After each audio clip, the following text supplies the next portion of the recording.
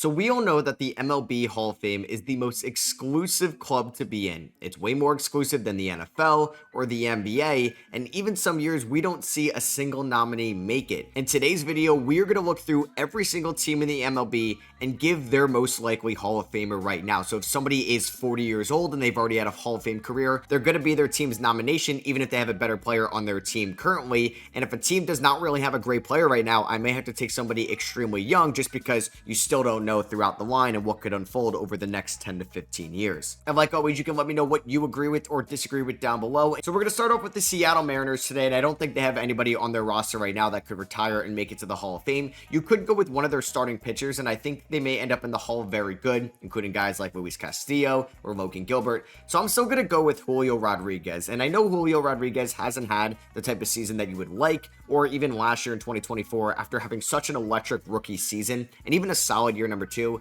Julio Rodriguez is 24 years old, and he already has 513 hits, he has 86 home runs, and he's got a career OPS at around 800, and has almost 100 stolen bases so far in his career. So Julio Rodriguez also signed a massive long-term extension with the Seattle Mariners that can keep him in Seattle till 2034 in his age 33 season, which is 9 years from now. So Julio Rodriguez can get a ton of counting stats. Till then, he's a good outfielder at the moment, and he's already accumulated 17 WAR as a 24-year-old. He's also overcome a lot, but after debuting as a 21-year-old, I really couldn't think that there was a better nomination here. So this one is based on the potential rather than he's a Hall of Famer right now. A player that would be a Hall of Famer today if he retired, in my opinion, Jose Altuve of the Houston Astros. And Jose Altuve has definitely had a Hall of Fame career, but he may not make it when it's all said and done because of the 2017 Houston Astros sign stealing scandal. Because Altuve may be one of the best second basemen of this generation and maybe the best second baseman. He's accumulated over 50 WAR in a 15-year career. He won the 2017 MVP award where he had a 346 batting average, led the MLB. Also led the MLB in hits and WAR as well. He just recently turned 35 and he hasn't got off to a great start this year, now playing more in the outfield at left field, but he's got over 200 home runs. He's got 2,200 hits, and a position of scarcity in the Hall of Fame could allow Jose Altuve to get in. It's just really, are the voters going to allow somebody to make it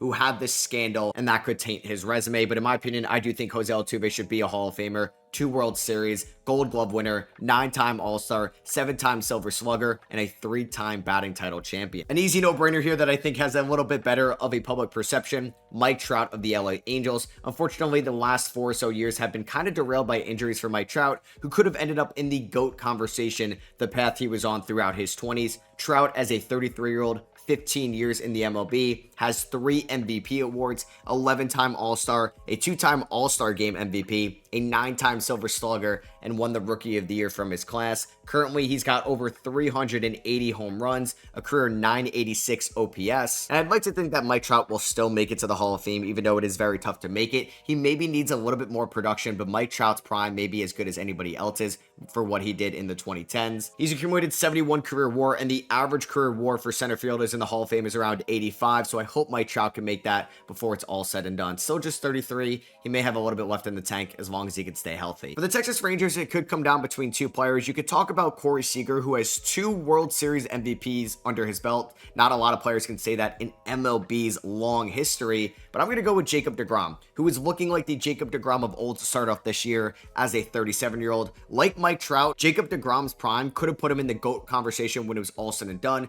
For deGrom, though, he did start his MLB career a little bit later as a 26-year-old in the 2014 season. He was a shortstop at Stetson before changing to a pitcher in the Mets organization. He won the Rookie of the Year from his class. He's got 2 Cy Young Awards in 2018 and 2019. Finished 3rd in 2020 as well in the shortened season, and in 2021 he had a 1.08 ERA in his first 92 innings. He was on pace to have the best starting pitching season that we've seen since Bob Gibson, but unfortunately Tommy John and some other injuries have derailed deGrom's mid-30s so far. Like I said in the beginning of this nomination, it does look like deGrom is reverting back to what he has in the past, and if he could just be a little bit more consistent or maybe have that Chris Sale type Cy Young season late in his career one more time, deGrom will be a Hall of Famer because his peak is as good as anybody else's in MLB history. For the no designation City Athletics, I'm just going to go with a young player that has a lot of potential. I'm actually going to go with Jacob Wilson because Jacob Wilson does not walk and he makes contact with everything. So far this year, in his first full year, Jacob Wilson has a 357 batting average and 51 hits and 150 plate appearances and 858 OPS. This is what he did in Grand Canyon. This is all he did in the minor leagues. And if Jacob Wilson can accumulate 2,500 hits one day, yeah, he could be in the conversation for the Hall of Fame, but that is such a big if. But pretty much anybody on the A's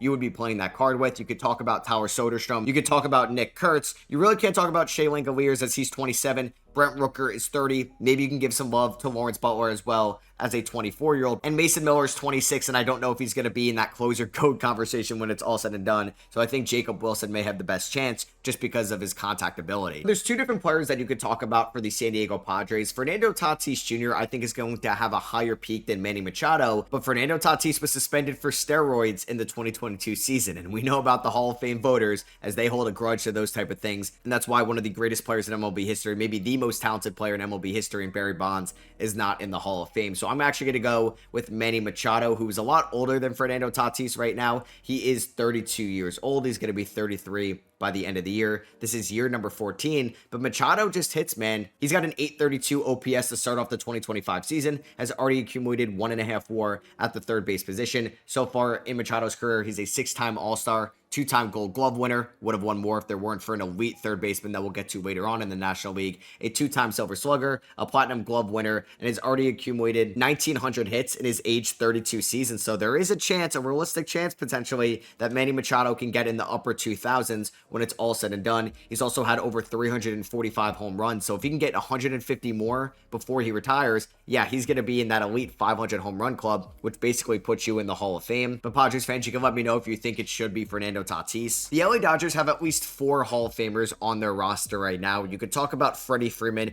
who won World Series MVP for the Dodgers in the 2024 season and has just consistently hit his whole career. You could talk about Mookie Betts. You could definitely talk about Shohei Ohtani, who could probably retire today, and even if he doesn't throw another inning, given that he has got 3 MVPs already. But I got to go with Clayton Kershaw. Now, I already recorded this and I said Shohei Ohtani because I kind of forgot that Clayton Kershaw is still on the LA Dodgers. He's currently on the 60-day IL right now. I'm not sure if he's ever going to pitch again after having the worst year of his career in 2024 in only 30 innings pitched. But Kershaw maybe had as good of a peak as anybody else. From 2011 to 2023, he just dominated Major League Baseball. He won the Cy Young Award in 2011, 2013, and 2014, and also in 2014, a year where he went 21-3, a 1.77 ERA, and 198 innings. He won the National League MVP award, the last pitcher to win that award as a full-time pitcher, because obviously Shohei Ohtani has done it before. And yeah, Kershaw, who is a 10-time All-Star, a 2020 and 2024 World Series champion. He's won the ERA title 5 different times, a pitching triple crown. He is a first ballot Hall of Famer, and I wish we got to see him a little bit more healthy throughout the twilight years of his career. And somebody that was neck and neck with Kershaw throughout his whole career, basically, Justin Verlander, now of the San Francisco Giants. He also won an MVP like Kershaw as a full-time pitcher in 2011 with the Detroit Tigers. I thought that his career was taking a turn for the worse back in the mid-2010s. He gets traded to Houston and then aged like fine wine, winning another Cy Young in 2022 to give him 3 in his career. He won Rookie of the Year back in 2006. He's a 2-time ERA title champion. He's got an ALCS MVP under his belt. He's won 2 different World Series. He's got a pitching triple crown as well. And like Kershaw, is going to be a first ballot Hall of Famer when it's all said and done. And it's going to be one of the last pitchers, in my opinion, in modern day baseball to accumulate over 3,000 innings. And he's at 3,400 right now. For the Colorado Rockies, man, it is bleak on who could be a future Hall of Famer for this team. I don't think I was going to go with Ezekiel Tovar. I wasn't going to go with Abdel Amador.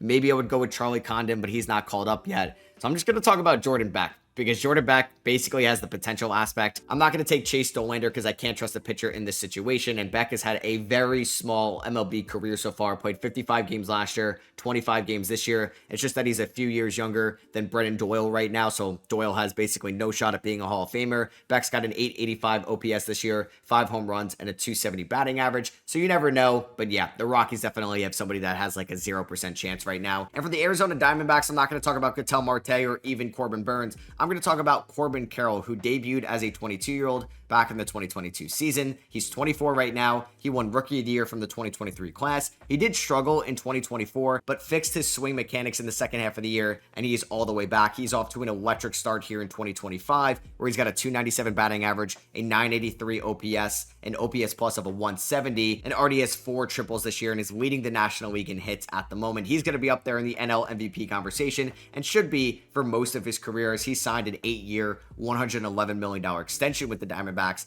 at least through the 2031 season. So this is very similar to the Julio Rodriguez nomination, and to be honest with you, I think Corbin Carroll has a better chance when it's all said and done to make it to the Hall of Fame over Julio Rodriguez. Really easy one here for the Toronto Blue Jays, not going with Vladimir Guerrero Jr. It's going to be similar to the Dodgers and Giants nominations. We're going with the last great pitcher from that era as well, Max Scherzer, who's probably not going to get to 3,000 innings in his career, which is kind of a shame. Already hurt this year with the Blue Jays, and his best years are behind him, but his peak was absolutely electric. From 2013 to 2021, he was basically top 5 or top 3 in Cy Young voting every single year. He won 3 Cy Young awards in 2013 with the Detroit Tigers, in 2016 with the Washington Nationals, and in 2017 with the Washington Nationals. It's one of the best free agency signings of all time. He's also won 2 World Series as well, one in 2019 with the Nationals, where he did a lot for that team, and a little bit less with the 2023 Texas Rangers, but still has 2. He's an 8-time All-Star. He's got over 3,400 strikeouts in his career, and will also be a first ballot Hall of Famer when it's all said and done, like Justin Verlander and Clayton Kershaw. The Yankees could have a couple players as well on their current roster to make it to the Hall of Fame if Stanton reaches 500 home runs.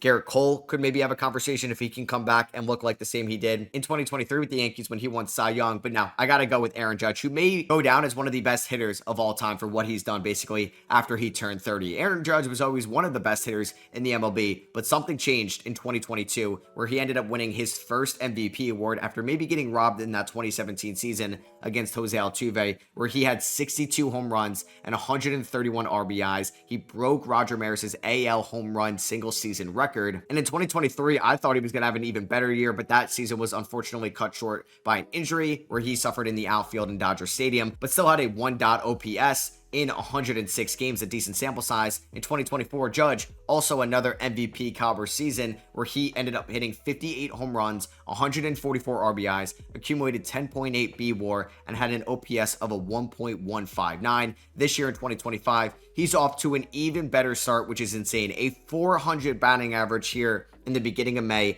a 1.2 OPS, an OPS plus of a 249 at the moment, and is leading the MLB in home runs, RBIs, and is leading the American League in a ton of other stats as well. I do think Judge needs to accumulate a little bit more WAR and a couple more home runs in his career, but on this pace, he's going to go down as one of the best peaks as a pure hitter in all of MLB history. Yeah, some of his 162 numbers rival Barry Bonds. Also, another potential pick here for the Baltimore Orioles. We're going to talk about Gunnar Henderson, who had an unreal 2024 season after winning Rookie of the Year in 2023. He put up an even better year where he accumulated 9.1 B-WAR, an OPS of an 893. He hit 37 home runs, 92 RBIs, and 21 stolen bases. Gunnar hasn't gotten off to a great start in the 2025 season, but he's too talented as a hitter to not do what he did from 2022 to 2024. So we have a long career of Gunnar Henderson. He did not get a pre-arb extension, so one day he may be a free agent, as the Orioles did not pay Adley or Gunnar, and it'll be interesting to see who kind of separates themselves between him,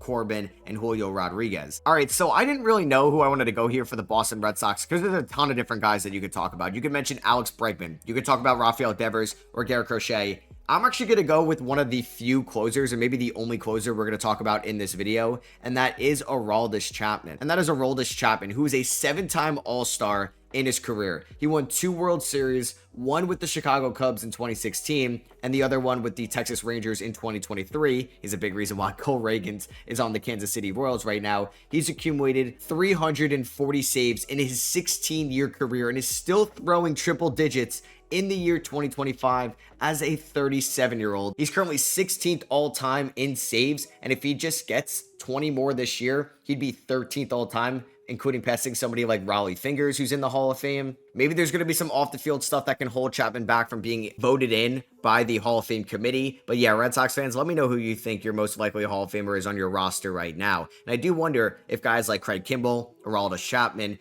or Kenley Jansen will get in when they are on the ballot. And for the Tampa Bay Rays, also going to do another potential pick. I just don't think Shane McClanahan is going to have the numbers just because of the injuries he's suffering right now. So I'm going to go with Junior Caminario, who's not even having a great 2025 season, but he was a recent #1 overall prospect in all of MLB. He was traded over from the Cleveland Indians to the Tampa Bay Rays back in 2021 for Tobias Myers, who's actually been a pretty good pitcher right now for the Milwaukee Brewers. Caminario is struggling this year, like I said, but he has extreme home run potential. If he could just put it all together, not chase as much, he could be somebody that can hit over 30 home runs and slug in the 500s when he's at his peak, but he still has a long ways to go, but at least he's only 21 years old, so he's got plenty of time. For the Mets, it's easy. It's who they just gave over $700 million to in the offseason. It's going to be Juan Soto. You can also give some love to Francisco Lindor, who I think is also going to be a Hall of Famer and one of the best hitting shortstops of all time when he retires. But Juan Soto, as a 26-year-old, is on a phenomenal pace at the moment. He's already hit over 200 home runs as a 26-year-old. He's never won an MVP, but he finished second in 2021 with the Nationals. He finished third in 2024 with the Yankees. He's going to have one of the highest OBPs in MLB history. He's got a .419 career OBP right now and over 4,000 plate appearances. He's also accumulated 38 WAR without being a noticeable base stealer or being a good fielder in the outfield, but it doesn't matter. Soto has been one of the best bats since he's entered the MLB, and he's still 26, so he has so much time to accumulate even better numbers over the course of this 15-year deal. Easy one here for the Philadelphia Phillies. I'm going to go with Bryce Harper. I think when Zach Wheeler retires, though, he's going to have a case given how good he's pitched in his 30s, but Bryce Harper's got 2 MVP awards, one in 2015 with the Nationals and one in 2021 with the Philadelphia Phillies. He's got over 340 home runs in his career. He was somebody that was listed as the golden child coming out of high school in Las Vegas, and he has actually delivered on those super high, unachievable expectations as a 32-year-old, a career 281 batting average, 389 OBP, 908 OPS. He got off to a little bit of a slower start this year, but he's still going to finish with around an 800 OPS. He's probably going to hit 20 home runs, and he's just going to have even better numbers, and hopefully he's going to get 2,000 hits by the end of the 2026 season. For the Braves, yeah, you could talk about Craig Kimbrell, who's in their minor league system at the moment, or Ronald Acuna Jr. Maybe you really think Matt Olson could be a Hall of Famer, but nah, I'm going to go with Chris Sale. I think this one makes the most sense. Chris Sale is a 36-year-old, and you probably could have said that he was going to be a snub or end up in the Hall very good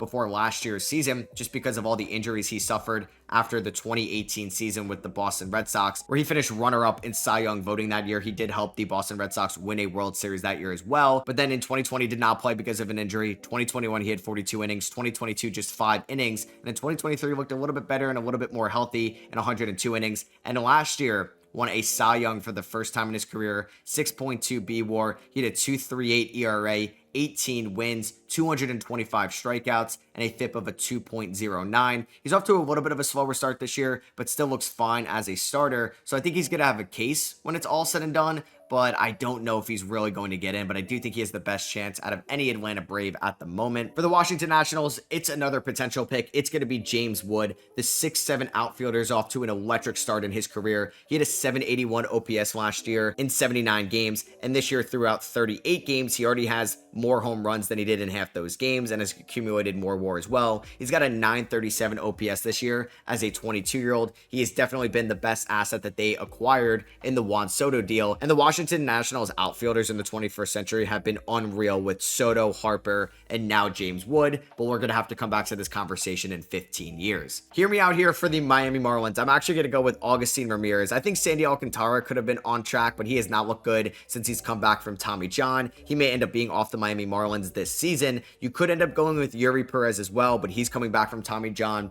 That would have been a potential pick, and Augustin Ramirez was the main piece that came back to Miami in the Jazz Chisholm trade, and so far this year, he has raked so far. He only has 14 career games, but has a 963 OPS and 14 home runs and 56 plate appearances, but he's basically the only guy I can go with right now because I'm not going with Xavier Edwards, Otto Lopez, Kyle Stowers, and I can't really go with any of the pitchers. I do think Max Meyer has looked great this year, but he's already 26. An easy one here for the Cleveland Guardians, it is going to be Jose Ramirez. I'm going to be interested to see if Ramirez ends up making it to the Hall of Fame when he retires, because he never won MVP, but I feel like has always been one of the more underrated players in all of Major League Baseball. He's got 52.3 career WAR at the moment, a career 854 OPS. He's got over 260 home runs in his career as well, and has stolen over 250 bases as well. Jose Ramirez is also a 6-time All-Star and a 5-time Silver Slugger. He's on a bargain of a contract in Cleveland, and I think it will help that he's going to spend most of his career with one team. For some reason, voters really like that. For the Detroit Tigers, I'm going to go with Tariq Skubal. The 28-year-old did win Cy Young last year. He's going to really have to rattle off a bunch of elite seasons in a row, and he's off to a great start this year. Also, through 40 innings, he's got a 2.21 ERA after last year accumulating 6.4 WAR and having a 2.39 ERA, and was an all-star for the first time in his career. This is a late start for him, but I do think he's got the best chance out of anybody on the Detroit Tigers. A potential pick here for the Kansas City Royals, but man, is he on a great pace right now. Probably better than Gunnar, Corbin, and Julio Rodriguez, and that is Bobby Witt Jr., who finished runner-up to Aaron Judge last year in the MVP voting. He was an all-star, a gold glover, and he won the Silver Slugger as well. He stole 31 bases, and in the year prior, he stole 49 bags. This year, he's off to a great start as well. An 886 OPS, 5 home runs, 11 stolen bases in 38 games so far. He's going to play a great short. He's going to steal a ton of bags, and he can go for 30 home runs every single year, and he's still just 24 years old. Honestly, I was kind of shocked to remind myself that Carlos Correa is still just 30 years old. He's going to be my pick here for the Minnesota Twins. I just don't think that Byron Buxton or Royce Lewis is going to stay healthy. I don't really love Pablo Lopez or Joe Ryan's chances either. So yeah, I'm going to go with Correa, who's 30 years old. He's not off to a great start this year whatsoever. A 593 OPS after being banged up in the 2024 season, but still finished that year with a 905 OPS and was an all-star as well. Correa was one of the great postseason performers with the Houston Astros in those mid-2010s and in the early 2020s. He won the Rookie of the Year from the 2015 class. He's been a Gold Glover, a 3-time All-Star, and even a Platinum Gold Glove winner as well. He's got 189 career home runs, a 352 OBP. He just really has the best chance out of anybody on the Twins. And yeah, here for the Chicago White Sox, maybe when Noah Schultz gets called up, I can go with him. But yeah, I just got to talk about Luis Robert right now, whose last couple of years have not been great after finishing 12th in MVP voting as a 25-year-old in the year 2023. I just don't really think you can go with anybody else right now on the Chicago White Sox so far in Robert's career. So far in Robert's career, he's got a 115 OPS plus, a 780 OPS in general, and only 93 career home runs. Yeah, he's got a lot of work to do, but White Sox fans, you can let me know if you would go with anybody else right now. Maybe you end up going with Shane Smith the way he's pitching. The Chicago Cubs, it's going to be who they acquired in the 2025 offseason. It is going to be Kyle Tucker, who is 28 years old, and his first year in Chicago, he's off to an electric start, a 943 OPS in his first 38 games this year. He's already hit 9 home runs and has 31 RBIs. He's a 3-time All-Star, which have been in the last 3 years. He's going to be an All-Star yet again this year, and I feel like he has also been one of the more underrated players in all of Major League Baseball. He didn't really become a full-time starter till the 2021 season with Houston because of how stacked those teams were, but if he can play into his late 30s, he's really going to have a good chance because he's already a 3-time All-Star and a World Series winner with the Astros in 2022 as a 28-year-old. I mentioned how Manny Machado didn't have as many Gold Glovers as maybe he should because of a different third baseman in the NL. That is Nolan Arenado, who's going to come in here for the St. Louis Cardinals as their most likely Hall of Famer. He's somebody that has just dominated the hot corner defensively in his career, both in Colorado and St. Louis.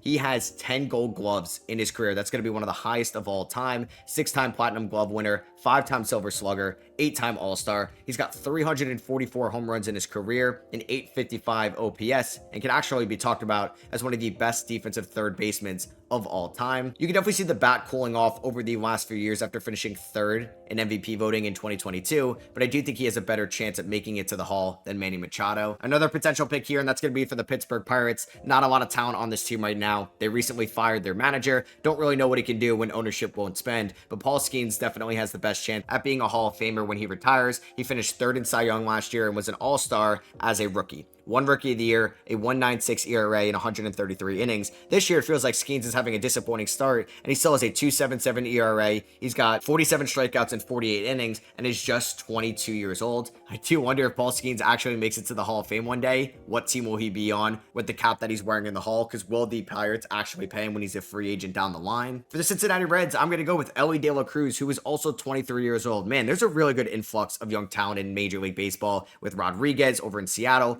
Corbin Carroll, Gunnar, Bobby Witt, James Wood, and Elly De La Cruz in Cincinnati, every small market team feels like they have their star at the moment. Sorry, Rockies fans, but yeah, last year, Elly De La Cruz finished 8th in MVP voting, was an all-star, an absolutely electric player, stole 67 bags, led the MLB, 25 home runs, 76 RBIs, and had an 809 OPS. He still strikes out a ton, already 45 strikeouts to 16 walks this year. Hopefully he can cut that down over time, but I think Elly's got the best chance in Cincinnati. And lastly here for the Milwaukee Brewers, I'm going to go with Jackson Chourio. I wanted to give a mention to Christian Yelich, but I think injuries really derailed his case, even though he did win MVP back in 2018 with the Milwaukee Brewers. Jackson Chourio is still just 21 years old. He debuted last year as a 20-year-old and finished 3rd in Rookie of the Year voting and had a 791 OPS. The numbers are a little bit down to expectations so far, but he's leading the National League in doubles at the moment, and is still just 21 years old. He may be playing Major League Baseball for another 20 years. So that is going to be for me. I hope you guys did enjoy this video. If you did, I would appreciate you dropping a thumbs up. Let me know who you think your favorite teams, most likely Hall of Famers with their current roster right now in the comments below. Hit that subscribe button for more content like this, and I'll catch you all on the next one.